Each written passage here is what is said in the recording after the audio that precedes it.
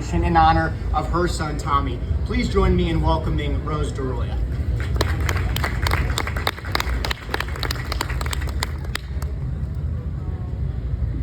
Thank you so much for being here today and for letting me come up to share my story. We come here today to honor our lost loved ones, lost too soon to drug overdoses. The relentless brain disease of substance use disorder does not care how long a person has tried, how frustrated they are, how much they are loved. You only have to be human. The disease is destructive and deadly, and many times families are left only with their loved ones' beautiful spirits amidst their broken hearts. We are forever changed by their journeys and their death. Their courage, their strength, and their ability to love while struggling inspires us all to keep fighting for those struggling with this horrific disease. Overdose deaths are the leading cause of death in those under the age of 50 in the United States. Each day, each minute, we are losing another child, someone's parent, someone's loved one. We have no choice but to do better. We must continue to battle against the same stigma that haunted our lost loved ones. Stigma is purely based on ignorance, and it affects how a patient is treated and how their ability to receive treatment and recover happens. It is clearly the hugest roadblock that patients face in their recovery process. I know it played a significant role in my son Tommy's journey. It hindered him from seeking help because it fosters both shame and fear of judgment. It still baffles me today that we are expecting thousands of patients to overcome an illness which most of the world does not understand.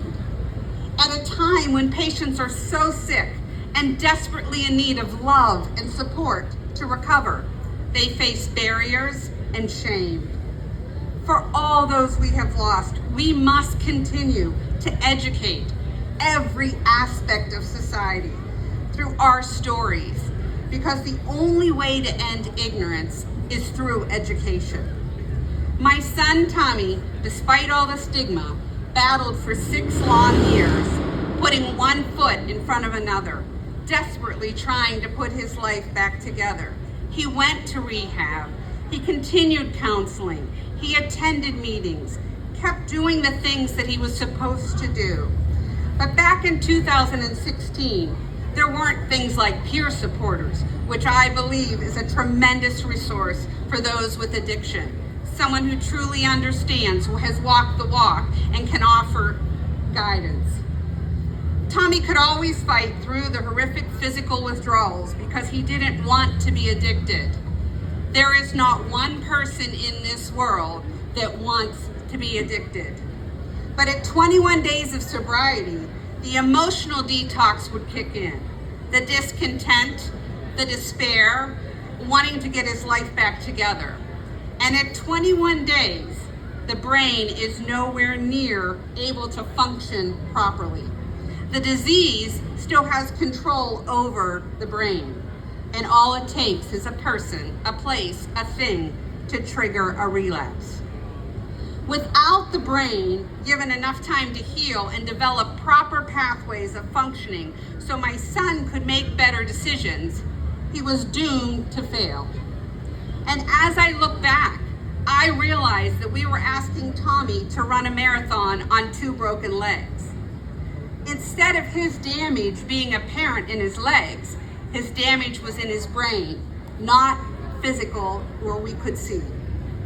We know that the standard protocol for treatment is 14 weeks in a rehab, followed by 1.5 to 2 years in sober living. This allows the brain the necessary time to heal. Tommy never received the full continuum of care and long-term recovery. He would always rush the process because he felt ashamed that he couldn't beat this and he had let us down. We all know there is no amount of willpower that can heal a damaged brain. It takes patience, it takes time, It takes getting back into treatment every time a relapse happens without judgment. Tommy lost his battle in May of 2016 from an opiate overdose. He was left alone. There was no Narcan administered. No one called 911. A disease that slowly destroyed his brain and ruined his life had finally won. But it didn't beat me. I am forever grateful for the honor of being Tommy DeRoya's mom, for all the valuable lessons that he has taught me, and for his tremendous love. Because nothing, no person, no disease, no one can take that from me. I am so proud of his beautiful heart, his enormous courage and strength, and how much he unconditionally cared and loved for others.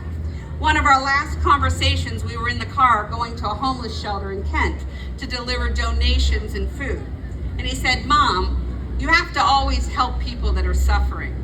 And I looked at him and I said, "Tommy, you have inspired me to be a better person. From the time you were a little boy, you were helping homeless people. You collected hooded sweatshirts when you were in junior high school." I said, "You have inspired me." And he smiled, and then he grabbed my hand and he said, "Mom, you have to help the people that are suffering that the world doesn't understand." When I think back to that conversation, Tommy was talking about patients with substance use disorder. Truly, the people that this world does not understand. So, undying love has a new meaning to this mom. I loved my son from the day he was born, and I continue to love him each and every day since he's been gone, fostering his spirit in my heart by caring for those who suffer. For where there is love, there is always hope. And never underestimate the power of unconditional love or the strength of a mother's human spirit. Yes, grief from overdose death is more complicated in ways than other griefs are. We relive the shame and pain as we relive the battles in their minds, feeling the sting of judgment and the cruelty of society once again, as though it was a moral failing or as though our loved ones could have controlled this. We go over the what ifs 1,000 times. And grief is such a roller coaster ride that it takes time to heal from the trauma. But we also must be patient with ourselves. And I have come to know that grief is all the love I have for my son, and it has no place to go. All the unspent love gathers in the corners of my eyes, the lump in my throat, and in the hollow of my chest. And the only healthy way I can release is by loving others with Tommy's love. This has been life-changing for me. I am able to keep Tommy's spirit alive in this world through supporting others who suffer with addiction. In essence, Tommy is changing lives from above through my actions. Whether I am spending an afternoon in a rehab addressing patients with love and care and offering them hope, or making a dinner and providing food for a sober house of men and women who are trying to get their lives back together and just need a hug. Or I'm answering the phone because a mother has called me and their child has relapsed for the 15th time and they just need to be comforted. In any of these instances, I can feel my son all around me. His spirit is alive and well, and it directs me to keep doing better in this world. He reminds me patients need to be met where they are at in the disease process. Patients need the required proper length of treatment. Patients need adequate services and resources, but all of it must be done with caring and loving hearts. When I'm in rehabs, I remind the patients, yesterday is gone, today is your gift, and tomorrow is a hope. We are only guaranteed the present moment. That is our blessing. So I challenge all of you to take each moment and do your best. Honor your loved ones by helping love someone who is struggling that the world does not understand. Just as my son asked me on that day going to the homeless shelter. Taking the very best of those we have lost and bringing it into the world in their honor. carrying on where they no longer can, shining their light and your light for the love of them, remembering to listen to the whispers in your minds of their words and trusting that they are always right beside you. Love does not die.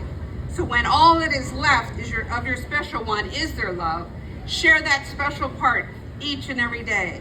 Not only will you be keeping their spirit alive, you will be helping change somebody's life for the better. Blessed Mother Teresa says, "It is not how big the deed is that you do that matters. It is how much love you put into it." I thank you again for listening to me and having me up here and allowing me to share my story.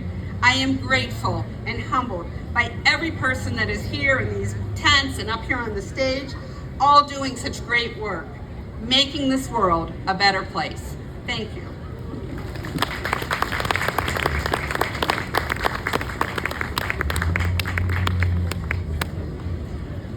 We'd like to thank Rose, and it's easy to look around this area now and see the emotion, see the connection that I think so many of us can feel to her story, to her son's story. She used two words when discussing the stigma that can be associated with diseases like this: fear and shame.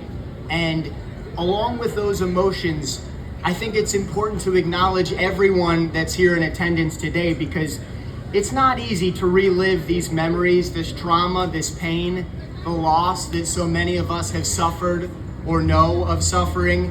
And so again, we want to thank all of you here that are here today, because it's not easy to come out and be here. It's not easy to talk about this and relive this. We're so grateful for all of you to continue this fight and continue this conversation. All of us know just how important this is. I want you now to join me in